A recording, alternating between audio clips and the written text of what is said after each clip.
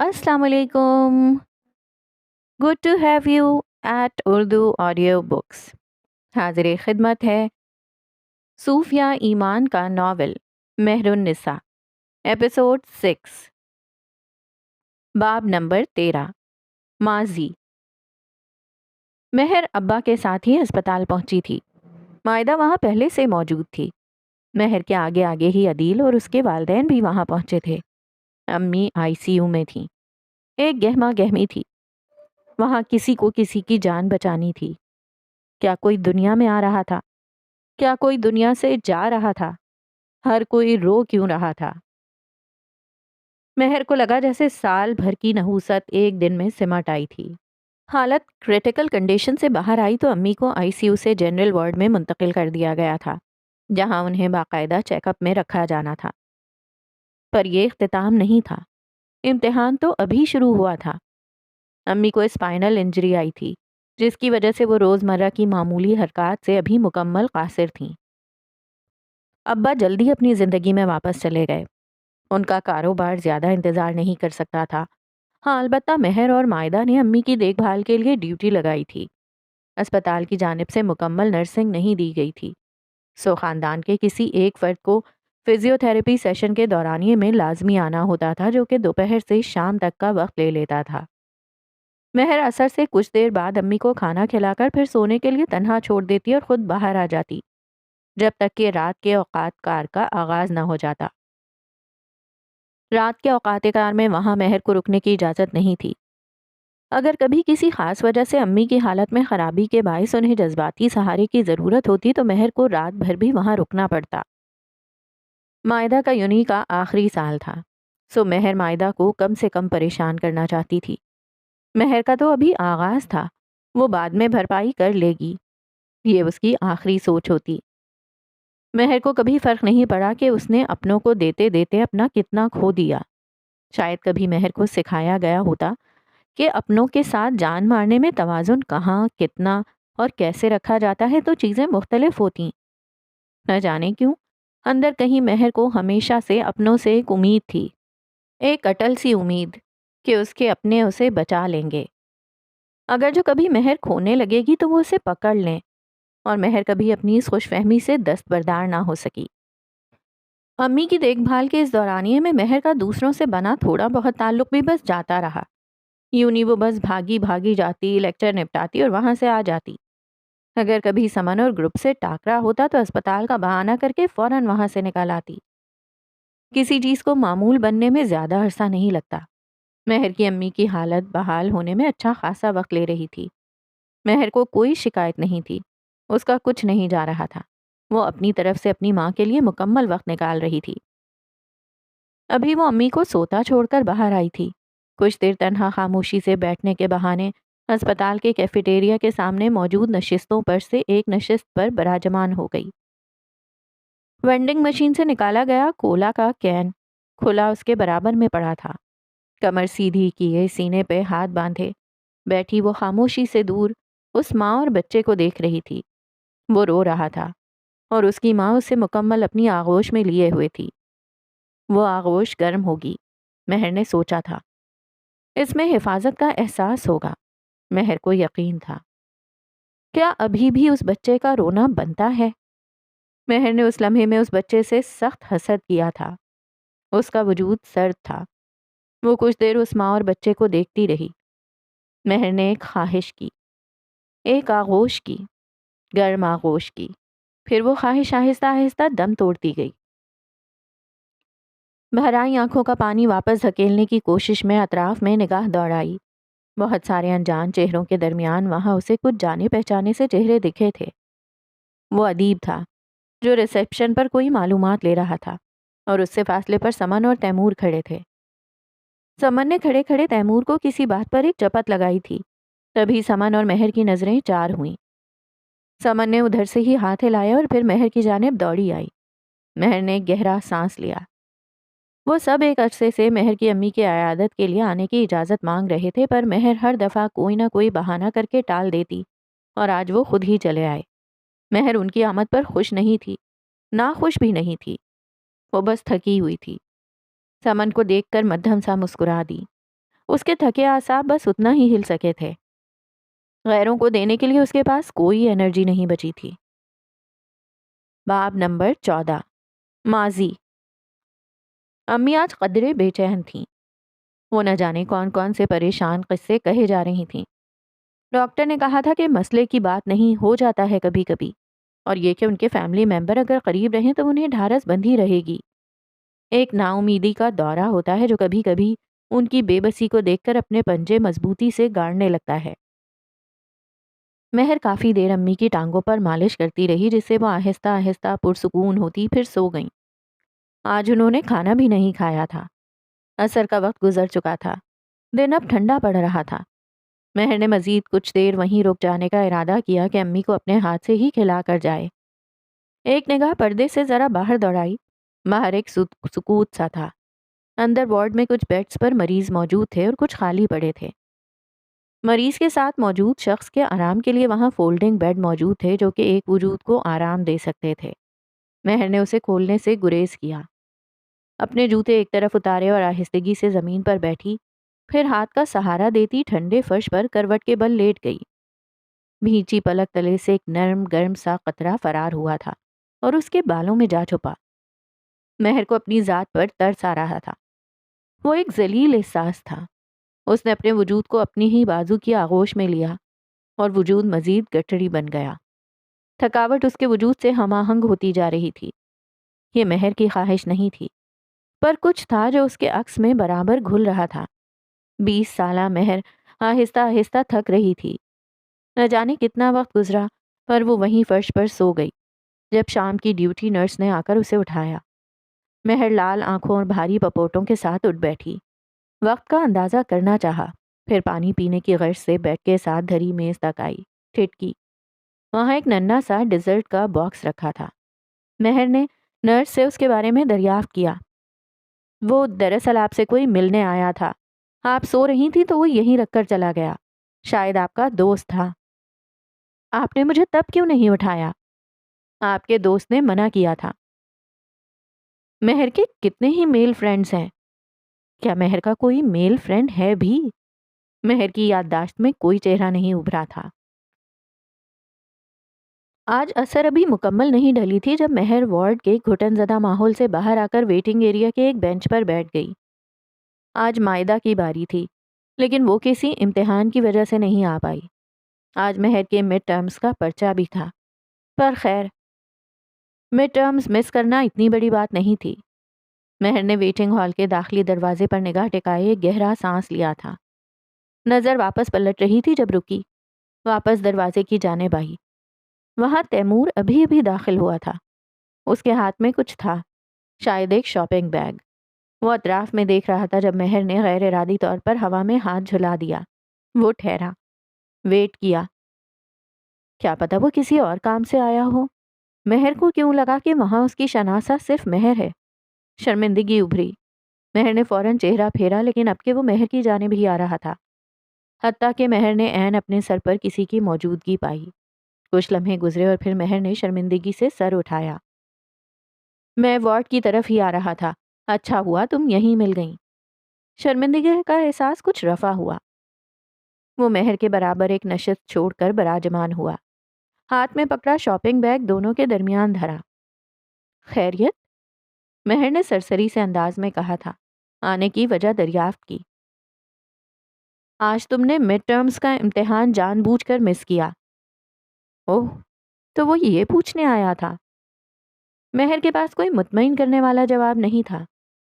میری تیاری نہیں تھی، سو ہمیشہ کی طرح ایک جھوٹ گڑھ دیا۔ جھوٹ مہر کے لیے ایک آسان فرار تھا۔ وہ اپنی انگلیوں پر گنتی کر کے بتا سکتی ہے کہ اس نے زندگی میں کتنے ہی سچ بولے ہوں گے۔ تیمور اس کے جواب سے مطمئن نہیں تھا، ظاہر تھا۔ میں نے سر سے بات کی ہے، وہ کہہ رہے تھے کہ تم اپنی وجہ بتا کر امتحان کی سپلی دے سکتی ہو، اور پھر تمہارے پاس تو اتنی ٹھوس وجہ ہے۔ مہر نے ایک گہرا سانس خارج کیا۔ وہ جانتی تھی اس کا موقع نہیں آئے گا۔ اگر آپ اپنے اطراف میں ذرا غور سے دیکھیں تو آپ کو بہت آسانی سے نشانیاں دکھائی دے سکتی ہیں۔ اگر آپ ذرا غور کریں تو جانے والا اب اپنا لباس درست کر رہا ہوتا ہے، اپنے مفلر دوبارہ باندھ رہا ہوتا ہے، اس کے جوتوں کی نوک اپنا رخ بدل لیتی ہیں اور اب وہ زیادہ تیزی سے اپنا چہرہ اثبات میں ہلا رہا ہوتا ہے۔ غیر ارادی طور پر وہ اپنے تئیں آپ کو تمام اشارے دے چکا ہے کہ اب وہ جانے کو تیاری پکڑ رہا ہے۔ وہ نہیں جانتی تیمور سب کے لیے ہی ایسے اقدام لیتا ہے یا مہر کو کسی خاص قسم کا ٹریٹمنٹ دے رہا ہے۔ مہر نے تیمور کی جانب دیکھا۔ کبھی کبھار آپ کسی کو دیکھتے ہو اور ایک عجیب خواہش کرتے ہو کہ کاش آپ سامنے والے کی چاہت ہوتے۔ مہر نے بھی اس لمحے کچھ ایسی خواہش کی تھی۔ ٹکٹکی باندھے تیمور کو دیکھتے وہ ایک عجیب خواہش تھی، پر اگلے ہی لمحے اسے تیمور سے آگے اور تیمور سے پہلے بہت کچھ دکھا تھا۔ سب سے بڑھ کر یہ امر کہ مہر کے پاس دینے کو کچھ نہیں تھا۔ کچھ لوگوں کی محبت بہت جلد کہیں خشک ہو جاتی ہے، مر جاتی ہے، ختم ہو جاتی ہے، کہیں بہت نیچے دب جاتی ہے، اور جیسا کہ مہر ہمیشہ سے جانتی ہے، وہ چاہت کی خواہش کیوں کرے گی جب وہ چاہت دے نہیں سکتی؟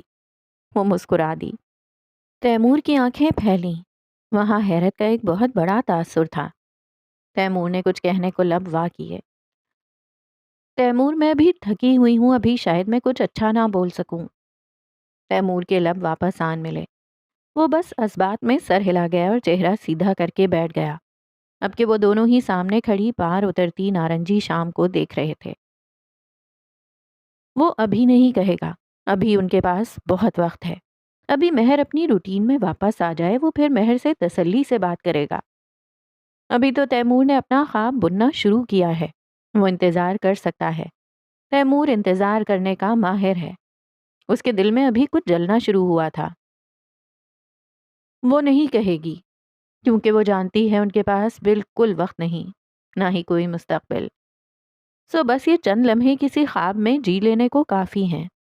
ڈھلتی نارنجی شاموں میں سے اگر ایک نارنجی شام اسے کسی کے ساتھ دیکھنے کا موقع ملا ہے تو یہ بھی مہر کے لیے بہت ہے۔ وہ اس کی اس اسپتال میں آخری شاموں میں سے ایک شام تھی۔ مہر اگلے ہفتے امی کے ساتھ اسلام آباد جا رہی ہے۔ وہاں وہ ماموں کی طرف رہیں گے، امی کی بہترین فزیو تھراپی کے لیے۔ اس کے دل میں کچھ جلتے ہی فوراً بجھ گیا تھا۔ مہر کو ایک عادت تھی چلے جانے کی، خاموشی سے، بنا بتائے، دوسروں کی زندگی سے غائب ہو جانے کی۔ تنہائی انسان کے ساتھ کچھ کر دیتی ہے۔ تنہائی کے سائے میں خوف کا میدہ بڑھتا ہے اور دل وہ فاصلہ طے کر جاتا ہے جو حقیقت میں سرے سے وجود ہی نہیں رکھتے۔ وہ اپنے اگلے 2 سیمسٹر فریز کروانے والی تھی، لیکن اس نے کسی کو نہیں بتایا تھا۔ اسے کسی سے کسی قسم کی الوداعی ملاقات نہیں کرنی تھی۔ باب نمبر 15۔ آج ہفتہ تھا۔ مائدہ اور عدیل کو گئے آج دوسرا دن تھا۔ مہر نے آج کا دن قدرے سست سا گزارا تھا۔ باہر اب دن ڈھل چکا تھا۔ مہر میں لال والا سویٹر تو بھول ہی گئی لے جانا، اور اب عدیل سخت ناراض ہو رہے ہیں۔ ایک تو خود ہی جلدی مچا دیتے ہیں اور پھر غصہ بھی مجھ پر ہی نکال رہے ہیں۔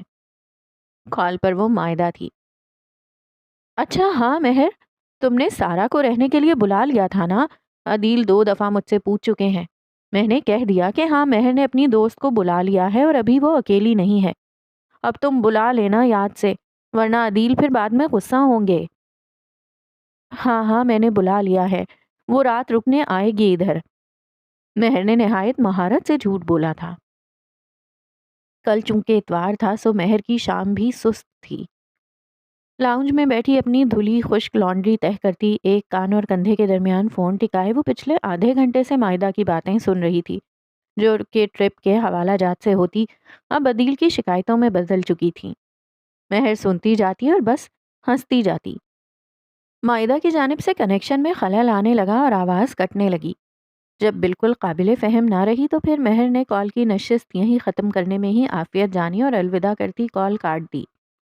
فون صوفے پر پھینکا، سامنے ٹی وی پر چلتی سیریز میں دھیان جا اٹکا، ساتھ ساتھ دماغ میں ڈنر کے بارے میں سوچنے لگی۔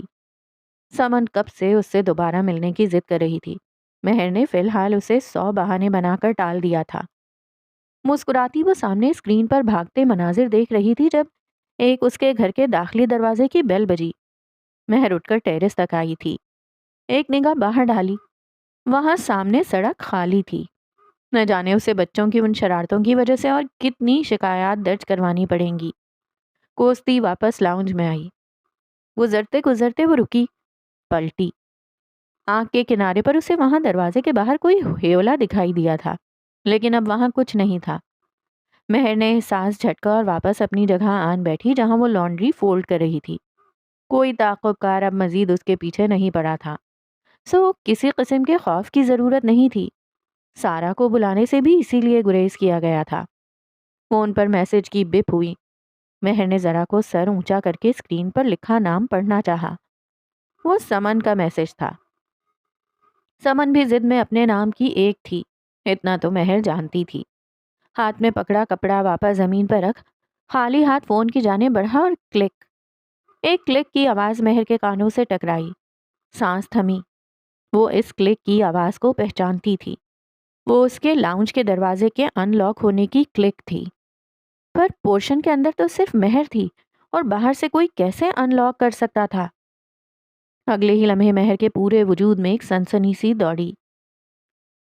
حساس لوگوں کو اپنی حساسیت کو اپنی طاقت بنانا چاہیے۔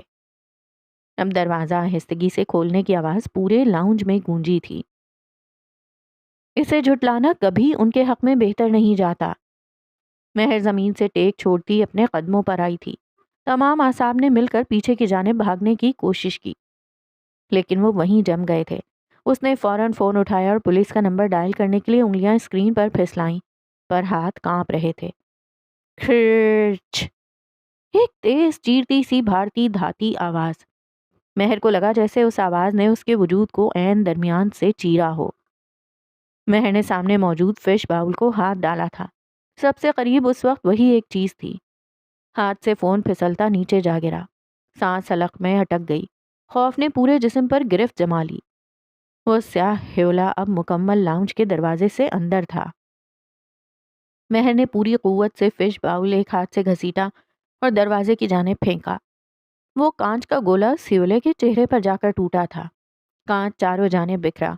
آدھا پانی مہر کا وجود گیلا کر گیا اور باقی کا لاؤنج کی زمین پر پھیل گیا، اور گولے میں رہتی وہ ننھی جان عین اس سیاہ ہیولے کے پیر کے نزدیک گری تھی، جسے اس نے لڑکھڑاہٹ کے دوران اپنے پیروں تلے رون دیا۔ سیاہ ہیولے نے اپنا چہرہ تھاما تھا، وہاں خون تھا۔ دوسرے ہاتھ سے جلدی جلدی اپنی پینٹ کی جیب میں ہاتھ مارتا کچھ تلاش رہا تھا۔ اس کا انداز ہذیانی تھا، اسے کوئی عجلت تھی۔ مہر قدم قدم پیچھے جا رہی تھی جب وہ کچن کی دیوار سے جا لگی۔ کیا وہ چور تھا یا تعقب کار؟ پر تیمور نے تو کہا تھا کہ وہ تعقب کار اب اپنی کارروائی روک چکا ہے۔ پھلوں کی ٹوکری میں لگی چھری اس کے بازو کی دوری پر تھی۔ مہر نے بازو لمبا کیا اور تبھی پولیس سائرن کی چنگھاڑتی آواز عین اس کے گھر کے سامنے آ کر رکی۔ وہ ہذیانی وجود اپنی تلاش کے درمیان ساکت ہوا۔ فوراً مہر کی جانب دیکھا۔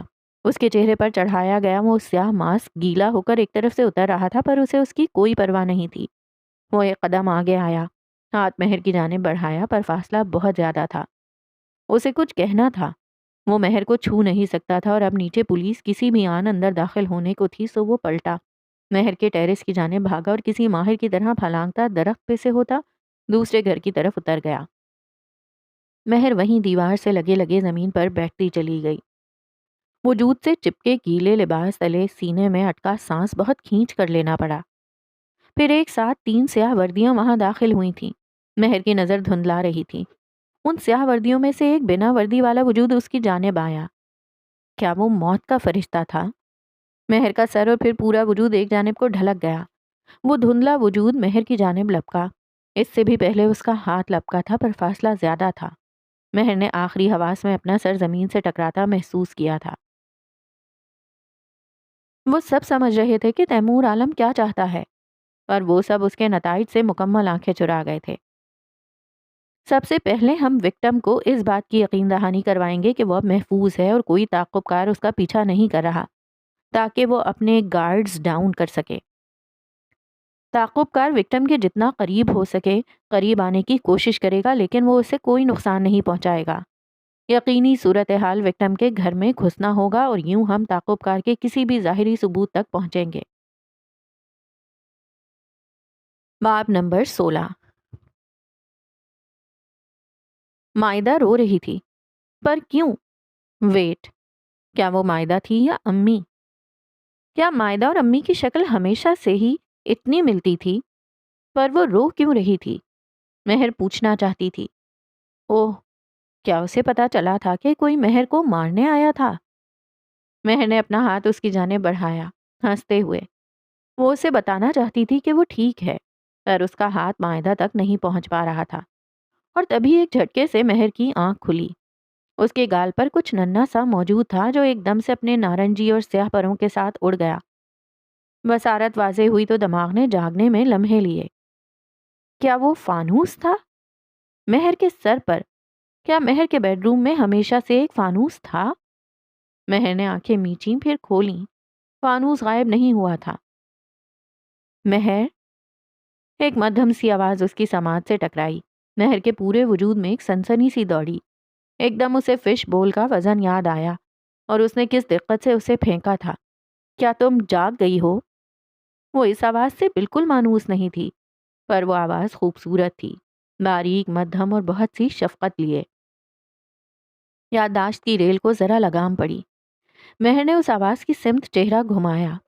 ہلکے فیروزی جوڑے میں بھورے بالوں کا ایک نفیس سا جوڑا بنائے، جس میں سے کچھ لٹیں نکلتی ہنسلی یعنی کالر بون تک گر رہی تھیں۔ چھوٹے سے چہرے پر چمکتی صاف رنگت اور بڑی بڑی بھوری آنکھیں۔ اٹھی ناک میں ایک باریک سا لونگ پڑا تھا۔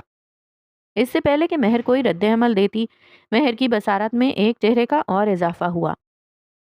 مہر، تم جاگ گئیں؟ اس چہرے کو تو کچھ زیادہ ہی اچھے سے جانتی تھی۔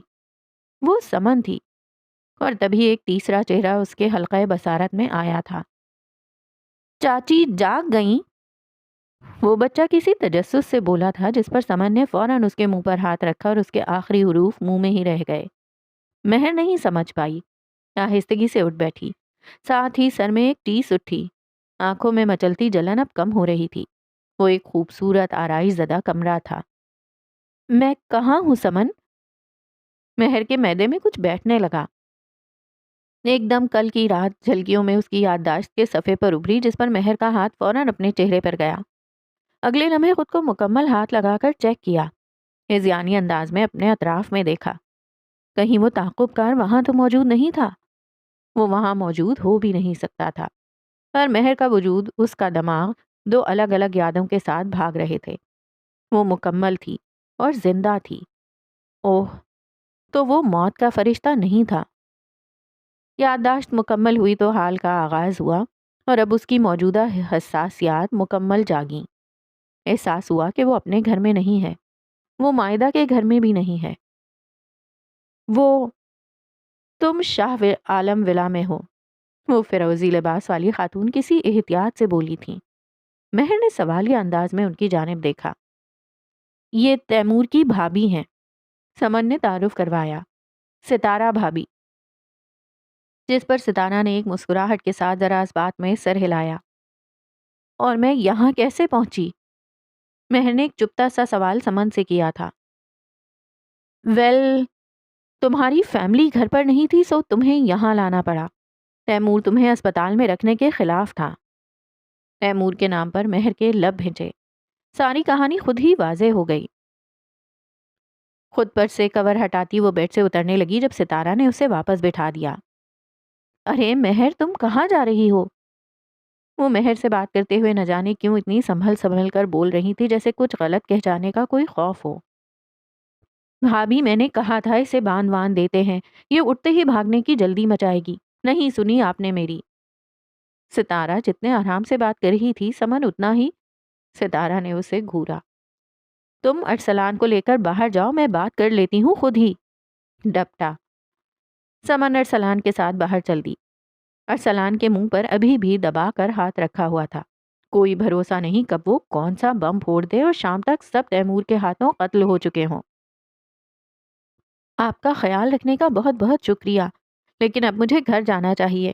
میں نے آفس میں بھی انفارم نہیں کیا ہے، اور آج اتوار ہے مہر۔ ستارہ ہاتھ مسلتی بولی۔ وہ بات کرتے ہوئے مسلسل عادتاً اپنے ہاتھ انتہائی نزاکت سے مسلتی تھیں۔ مہر نے ستارہ کے ہاتھ دیکھے۔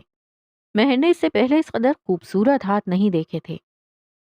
اور دراصل تیمور نے کہا ہے تمہیں یہاں روکنے کو جب تک وہ واپس نہیں آتا، اور تسلی نہیں کر لیتا۔ مجھے ڈر ہے کہ تمہیں یہیں رکنا ہوگا۔ اگر تمہیں کچھ چاہیے تو تم مجھے بتا دو، میں ابھی لا دوں گی، یا تمہیں بھوک لگی ہے تو بھی بتاؤ، میں ابھی بنا دیتی ہوں۔ ستارہ سوالیہ انداز میں اسے دیکھتی خاموش ہوئی۔ کیا وہ خاتون کہہ رہی تھی کہ وہ ان ہاتھوں سے مہر کے لیے کچھ کھانے کو بنائیں گی؟ مہر کتنی ہی دیر اسے دیکھے گئی۔ What should I call you? Taimur اور سمن مجھے بھابھی بلاتے ہیں، تم بھی بھابھی بلا سکتی ہو، یا اگر یہ زیادہ ہے تو صرف ستارہ۔ ستارہ بھابھی، بہت بہت شکریہ، مہر ایک مدھم مسکراہٹ تلے بولی۔ اور اگر وہاں کوئی تیسرا ہوتا تو فوراً پہچان جاتا کہ کیسے ستارہ کا چہرہ مسرت سے چمکا تھا۔ کیا میں بیڈ سے نیچے اتر سکتی ہوں؟ مہر بمشکل اپنی ہنسی دباتی بولی تھی۔ ہاں ہاں، ویٹ۔ ستارہ نے دور پڑے سلیپرز اٹھا کر مہر کے سامنے رکھے۔ مہر شرمندہ ہوئی تھی، لیکن ان بڑی بڑی بجوری آنکھوں والی عورت کے ہر عمل میں اس قدر مٹھاس اور محبت تھی کہ مہر کو جیسے کچھ اپنا سا لگا، جیسے وہ محبت مہر کی ہی ہے جو مہر کی جانب بڑھائی جا رہی ہے۔ وہ شفقت، وہ احساس خاص مہر کا حق ہے۔ مہر سلیپرز رستی کھڑی ہوئی، اپنا لباس درست کیا۔ اوہ، وہ اس کا لباس نہیں تھا۔ رات تمہارا لباس آیا نے تبدیل کر دیا تھا۔ وہ تیمور اور وہاج کی آیا ہیں، امید ہے تم نے مائنڈ نہیں کیا ہوگا۔ مہر کے وجود میں ایک شرمندگی سی دوڑی تھی پر چھپا گئی۔ تھینکس اگین بھابھی، کسی نے باہر گلا پھاڑا تھا۔ مہر جانتی تھی وہ کون ہے۔ ارسلان میرے بال نہیں چھوڑ رہا۔ ستارہ ایک دم سے ٹھٹکی، شرمندہ ہوئی۔ سوری مہر، میں انہیں دیکھ لوں، تم آرام سے اپنا وقت لو، جب من کرے کمرے سے باہر آ جانا، اور کسی بھی چیز کی ضرورت ہو تو بانو کو بتا دینا، میں اسے بھیجتی ہوں ابھی اندر۔ ستارہ چلی گئی اور مہر ہونقوں کی طرح بیڈ کے کنارے ٹکی رہی۔ بیڈ کی پچھلی دیوار میں قد آدم کھڑکیاں تھیں جن کے پردے ہٹائے گئے تھے اور ان سے باہر کا لان مکمل دکھائی دیتا تھا۔ وہ لان کم اور کوئی باغ زیادہ معلوم ہوتا تھا، کچھ اپریل کے رنگ اور کچھ بہار کا چوبن اور دن کا روشن حصہ۔ خوبصورت، خود بخود مہر کے منہ سے الفاظ نکلے تھے۔ شاہ عالم ولا، برطانوی طرز پر بنا کسی محل کی مانند۔ ہر کچھ سالوں بعد اس پر کی جانے والی رینوویشنز کے باوجود وہ اپنی اصلی ساخت اور حالت برقرار رکھے ہوئے تھا۔ مین سٹی سے ذرا ہٹ کر وہ پراپرٹی شور و غل سے دور تھی۔ تیمور کی سیاہ جیپ پکی سڑک سے اتر کر ایک پتھریلی راہداری پر داخل ہوئی جو کہ دونوں اطراف سے گھنے بوڑھے درختوں سے ڈھکی تھی۔ راہداری کے اختتام پر جیپ ذرا سست پڑی۔ گارڈز نے جلدی جلدی کسی روٹین کی طرح ولا کا سلاخوں والا داخلی دروازہ کھولا اور جیپ اندر داخل ہوئی۔ جیپ اس باغ نما لان کے اختتام پر بنے فوارے کے اطراف سے چکر گھماتی عین دروازے کے سامنے آ کر کھڑی ہوئی تھی۔ وقت کہیں رات 10 بجے سے بھی آگے نکل چکا تھا۔ تیمور پہلے سیدھا گیسٹ روم کی جانب آیا تھا، اس کی پہلی غرض وہاں تھی۔ وہ دروازے تک پہنچا ہی تھا جب ملازمہ تیمور کے آگے آگے ابھی گیسٹ روم سے باہر نکلی۔ ملازمہ تیسری دفعہ وہاج کا بلاوا لے کر آ چکی تھی۔ وہ ستارہ کو بلا رہے تھے۔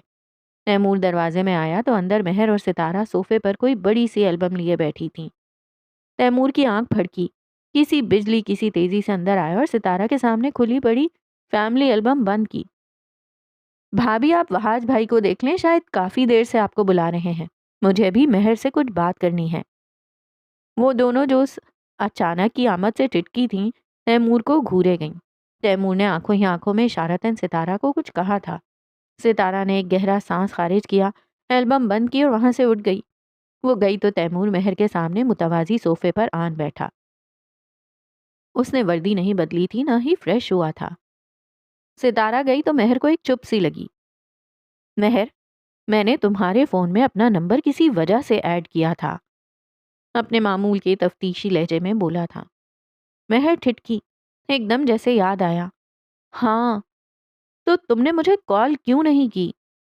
اس لمحے میں مہر کو احساس ہوا تھا اسے اپنے مسائل کو خود حل کرنے کی اس قدر عادت تھی کہ اس کے دماغ نے پہلا رد عمل پولیس کی مدد لینا ہی کیا تھا بجائے تیمور کے۔ اس کی عادتوں میں کوئی دوسرا انسان نہیں تھا تو بھلا تیمور کہاں سے آتا؟ وہ الگ بات ہے کہ اسے موقع پولیس کو فون کرنے کا بھی نہیں مل پایا تھا۔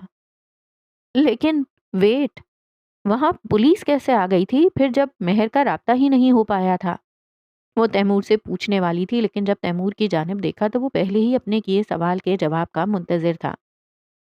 تیمور کے چہرے پر ایک سختی تھی، ایک خفت سی۔ مہر کو ذرا کوفت ہوئی تھی، اب وہ کیا جواب دیتی؟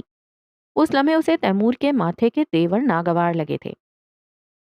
تیمور، میں نے اتنے سالوں میں یہی ایک گن تو سیکھا ہے، لہجے میں بھی ایک خفت در آئی تھی، کہ مجھے اپنے مسائل خود حل کرنے ہیں، اب چاہے وہ میرے سر پر کھڑی موت ہی کیوں نہ ہو۔ مجھے نہیں یاد تھا کہ میرے فون کے ایمرجنسی کانٹیکٹ میں ایس ایچ او کا ذاتی نمبر موجود ہے۔ مہر کو یہ یاد تھا کہ معاہدہ محفوظ ہے یا نہیں، مہر کو یہ یاد تھا کہ عدیل محفوظ ہے یا نہیں، مہر کو یہ یاد تھا کہ اسے پولیس کو بتانے کو کیا یاد رکھنا ہے اور کیا نہیں۔ جو مہر کو یاد نہیں تھا وہ یہ کہ اسے اپنی حفاظت کے لیے کسے کال ملانی ہے۔ تیمور صوفے کی پشت سے ٹیک لگانے لگا تھا جب ٹھٹکا۔ مہر نے چہرہ پھیرا تھا، تھوڑی کچھ اٹھا کر کچھ حلق میں واپس اتارنے کی صحیح کی گئی تھی، آنکھیں جھپکائیں، نظر سامنے کہیں لٹکتے کسی شو پیس پر ٹکا لی۔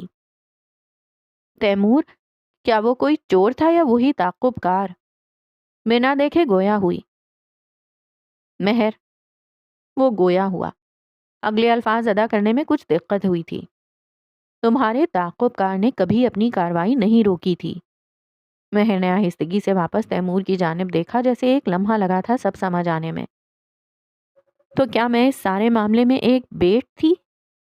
کسی آرام سے پوچھا گیا۔ تیمور جامد سا اسے بنا کسی جواب کے دیکھے گیا۔ پر تم محفوظ تھی مہر، وہ تمہیں کوئی نقصان پہنچانے والا نہیں تھا۔ بن مانگی صفائی دی۔ وہ کہہ رہا ہے تو صحیح ہی کہہ رہا ہوگا۔ مہر زبردستی مسکرائی، حلق میں پھنستا گولا ایک بار پھر واپس دھکیلنا چاہا۔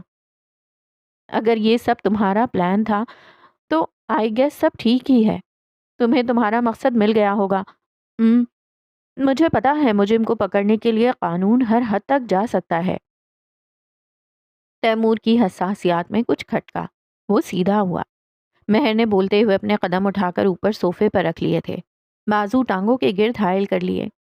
وہ غیر محسوس انداز میں باندھا گیا ایک دفاع تھا۔ ابھی لمحہ قبل تیمور کو ہوا شک صحیح ثابت ہوا۔ مہر کے آخری الفاظ ادا کرتے لہجے میں لغزش تھی۔ مہر کے آخری الفاظ ادا کرتے لہجے میں لغزش تھی۔ پر تیمور، مجھے اس لمحے میں پہلی دفعہ ایک پچھتاوا ہوا تھا، اپنے لیے تنہائی چننے پر پچھتاوا۔ وہ اپنے لباس پر سے کوئی اندیکھا دھاگا صاف کر رہی تھی۔ مجھے اچھا نہیں لگا کہ تمہارے اس منصوبے نے مجھے میرے کسی فیصلے پر سوال اٹھانے پر مجبور کیا، یا شاید صرف… تیمور کی آنکھیں پھیلی تھیں، ماتھے پر موجود تیور معدوم ہوئے۔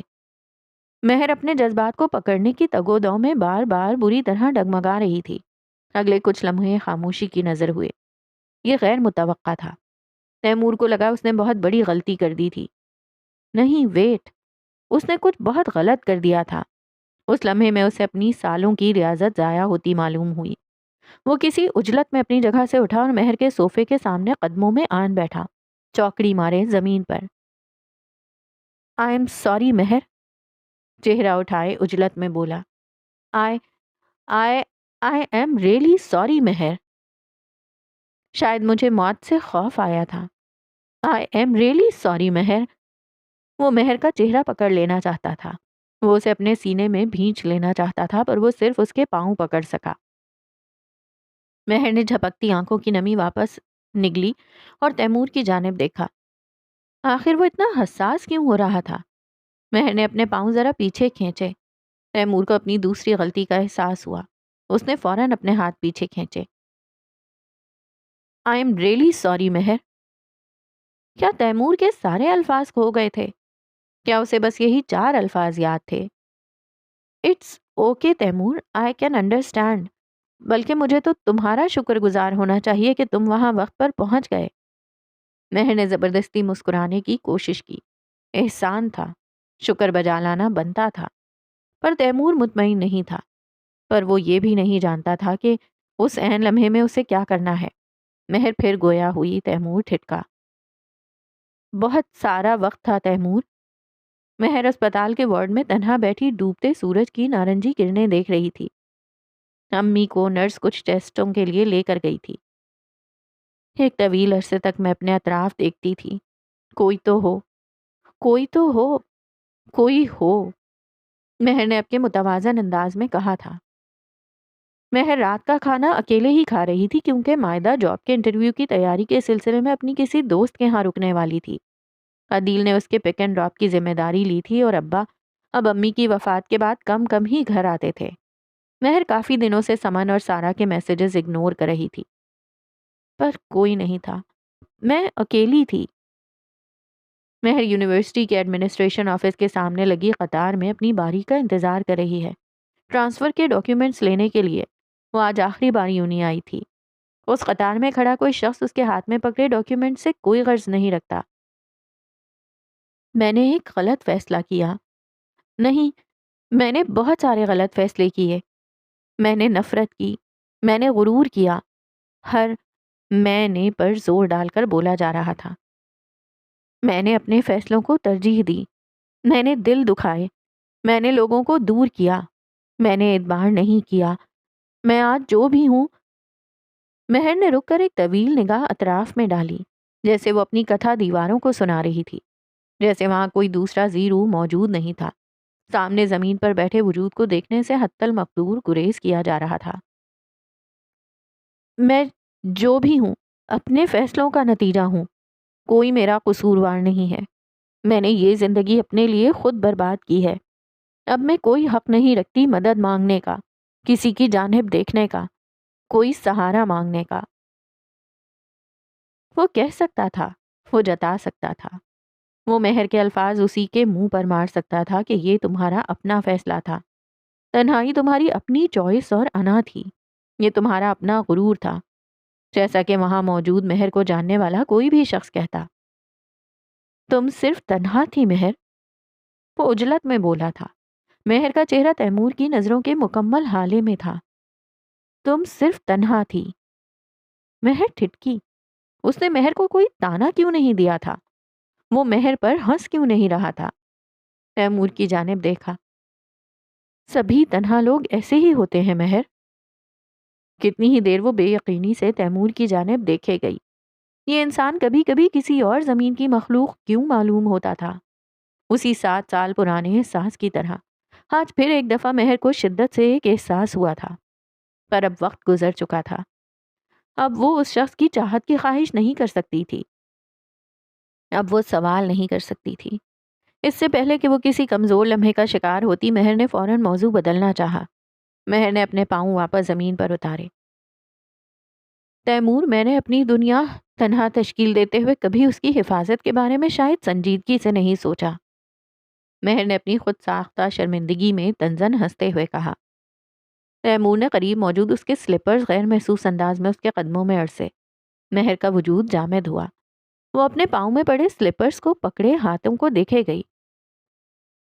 عورت کی حفاظت کے بارے میں سوچنا مرد کا کام ہے، یہ قدرتی ہے، اس میں تمہارا کوئی قصور نہیں۔ اگر عورتوں کو تنہا مکمل ذات بنایا جانا ہوتا تو اس دنیا میں مرد نہ ہوتے، اور اگر مرد کو تنہا مکمل ذات بنانا ہوتا تو اس دنیا میں عورتیں نہ ہوتی۔ کچھ ذمہ داریاں مردوں کی ہیں مہر، وہ ان کا فرض ہے، تمہیں ان کا بھار اپنے سر لینے کی ضرورت نہیں ہے۔ سلپرز کے تلوے ابھی تک تیمور کے مضبوط ہاتھوں کی نرم پکڑ میں تھے۔ اگر تیمور کو اختیار دے دیا جاتا تو شاید وہ پیر یوں ہی پکڑے ساری عمر مہر کے قدموں میں بیٹھا رہتا، پر ابھی اسے یہ اختیار نہیں دیا گیا تھا۔ ظلم تھا۔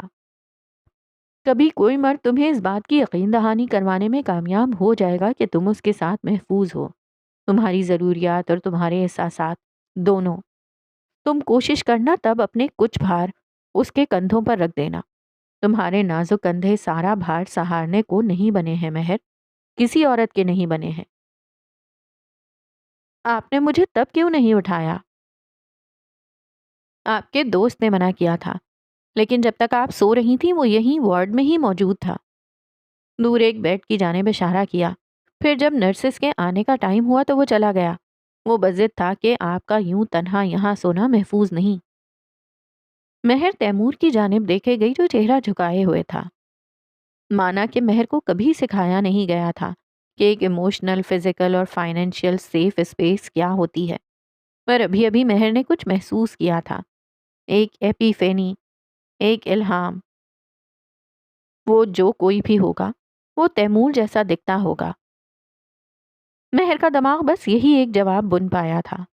صرف مہر ہی نہیں، وہاں کوئی اور بھی تھا جو کسی کمزور لمحے کی گرفت میں نہیں آنا چاہتا تھا۔ سلیپرز میں مقید پیر آہستگی سے زمین پر رکھے گئے۔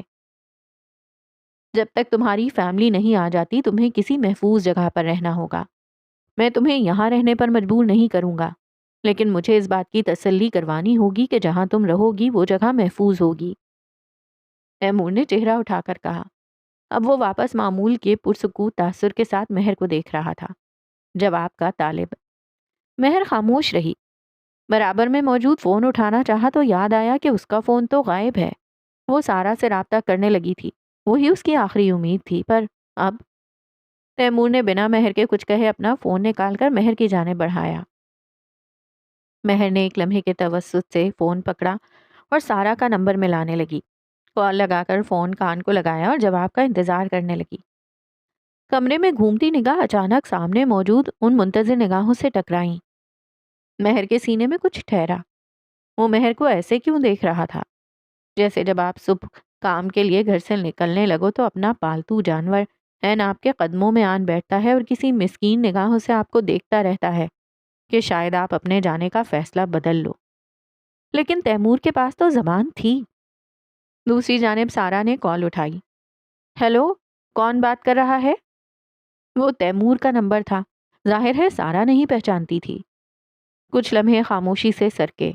مہر نے فون نیچے کیا اور کال کاٹ دی۔ زماں کے گھڑیال نے پہلی دفعہ مہر کو ایک دلچسپ نگاہ سے دیکھا تھا۔ کیا مہر کو بھی ابھی تیمور کے سر پر کھڑے دو کان اور پشت پر ہلتی ایک عدد دم دکھائی دی تھی؟ فون تیمور کی جانب واپس بڑھا دیا۔ یہی اس کا جواب تھا۔ تیمور نے ایک لمحہ لیا تھا، پھر فون پکڑا اور جیب میں اڑستا اٹھ کھڑا ہوا۔ میں بھابھی کو بتا دیتا ہوں، وہ تمہارے قیام کا انتظام دیکھ لیں گی۔ کہتا وہ رکا نہیں تھا، سیدھا گیسٹ روم کا دروازہ پار کر گیا۔ باہر آ کر ڈائننگ کی طرف جاتی راہداری میں رکا۔ دیوار کی جانب چہرہ کیا اور دونوں ہاتھ دیوار پر رکھے، چہرہ زمین کی جانب جھکائے، آنکھیں بھیجیں۔ اس لمحے میں کھڑے رہنے کے لیے اسے سخت اگودو کرنی پڑ رہی تھی۔ کیا ابھی ابھی مہر النساء میر نے اپنی مرضی اور منشا سے تیمور کو چنا تھا؟ وہ وہیں پنجوں کے بل بیٹھ گیا جیسا کہ اس کی عادت تھی۔ راہداری سے گزرتی ملازمہ ایک دم کو تو اسے وہاں بیٹھا دیکھ کر ٹھٹکی تھی، پھر اپنی راہ چل دی جیسے وہ کوئی نئی بات نہ ہو۔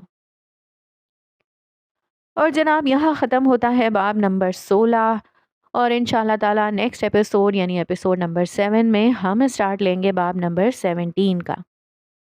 یہ تو کوئی بڑا ہی خطرناک سا تعاقب کار ہے جس نے، مجھے تو لگ رہا ہے، کوئی مرڈر اٹیمپٹ ہی کیا ہے مہر النساء پر۔ بٹ سمجھ نہیں آتا یہ مہر النساء میر بھائی ختم کرے یار، اتنا اچھا بندہ اس کو مل رہا ہے، جائے اینڈ اپ کرے اس تنہائی کو، کیوں اتنا ٹائم لے رہی ہے؟ میرا تو بس چلے فوراً سے ان کی جلدی سے شادی کروا دوں، ساری دنیا راضی ہے، لڑکا لڑکی کیوں راضی نہیں ہو رہے؟ قاضی تو کب سے تیار بیٹھا ہے۔ چلیں دیکھتے ہیں آگے کیا ہوتا ہے۔ ملتے ہیں نیکسٹ ایپیسوڈ میں۔ اللہ حافظ۔